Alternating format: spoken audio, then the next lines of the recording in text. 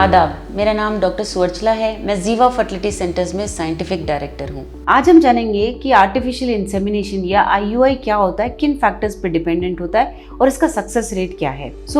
IUI यानी intra uterine insemination, ये ऐसा ट्रीटमेंट ऑप्शन है जब इनफर्टिलिटी के लिए आप ट्रीटमेंट के लिए डॉक्टर्स के पास जाते हैं तब ये सजेस्ट किया जाता है। ऑफ कोर्स इसके पहले कभी कभी टैबलेट्स दिए जाते हैं जिसे ओवुलेशन इंडक्शन कहा जाता है। इसके साथ साथ अगर टाइम्ड इंटरकोर्स होता है यानी अंडा जब बड़ा हो रहा है ये टैबलेट्स देने के बाद और ये अगर अंडा रिलीज होता है तब अगर हस्बैंड वाइफ मिलते हैं, कोशिश करते हैं तो सक्सेस रेट अगर आता है तो ठीक है, जब नहीं आता है कुछ साइकिल्स में ट्राई करने के बाद तब आईयूआई का रिकमेंडेशन दिया जाता है, इंट्रा यूट्राइन इंसेमिनेशन। इसे आर्टिफिशियल इंसेमिनेशन भी कहा जाता है क्योंकि जो बॉडी के अंदर नहीं हो पा रहा है वो हम बाहर करने की कोशिश कर रहे हैं। सेम वे का ट्रीटमेंट है जैसे ओवुलेशन इंडक्शन मैंने कहा, जैसे अंडों को बढ़ाया जाता है, बट जब वो रिलीज होने के लिए तैयार होता है अंडा तब आपके पार्टनर के हस्बैंड के स्पर्म्स को लिया जाएगा, उसे प्यूरिफाई या प्रोसेस किया जाएगा, उसमें से जो मर गए स्पर्म्स निकाल दिए जाएंगे, जो कार में ठीक नहीं है वो निकाल दिए जाएंगे, डेब्री है कुछ भी उसमें इन्फेक्शन है उसे सब साफ कर दिया जाएगा और केवल अच्छे मोटाइल स्पर्म्स को लेकर आपके वाइफ के यूट्रस में डाला जाएगा। इससे सक्सेस रेट बढ़ता है, लेकिन इतना आसान नहीं है जितना मैंने कहा। 3 महत्वपूर्ण फैक्टर्स हैं जिन पे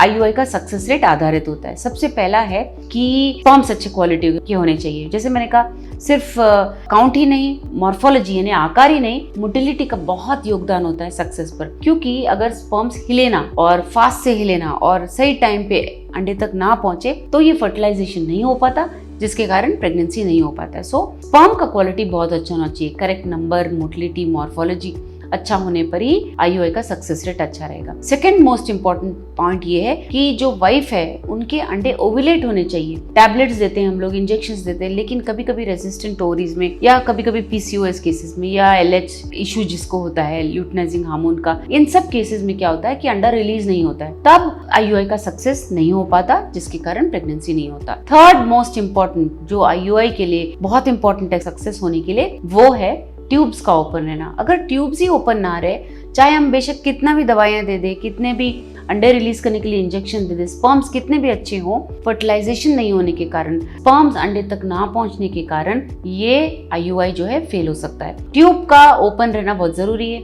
ओवरीज में से अंडा जब रिलीज होता है ट्यूब में आकर जब होता है तब स्पर्म्स अगर वहां होते हैं तो फर्टिलाइजेशन होता है। वहां पे फर्टिलाइजेशन के बाद जो एम्ब्रियो है वो यूट्रस में आके चिपकता है। तो ये प्रक्रिया ट्यूब पे बहुत ज्यादा आधारित होती है। ये 3 फैक्टर्स अगर अच्छे से काम करें तो आईयूआई का सक्सेस होता है। यही नहीं, यूट्रस का ठीक रहना चाहिए, एज कम होना चाहिए। सबसे महत्वपूर्ण फैक्टर है कि महिला का एज कम हो।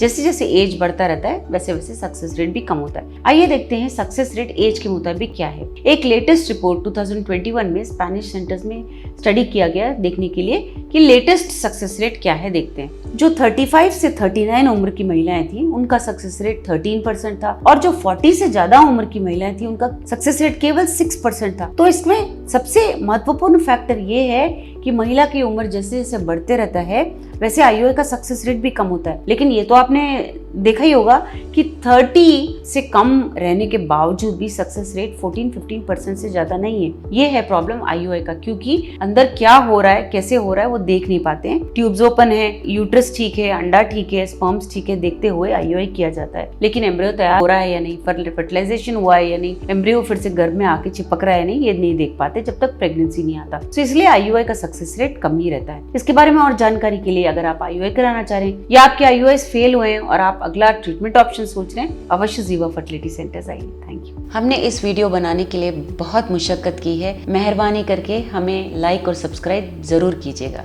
शुक्रिया।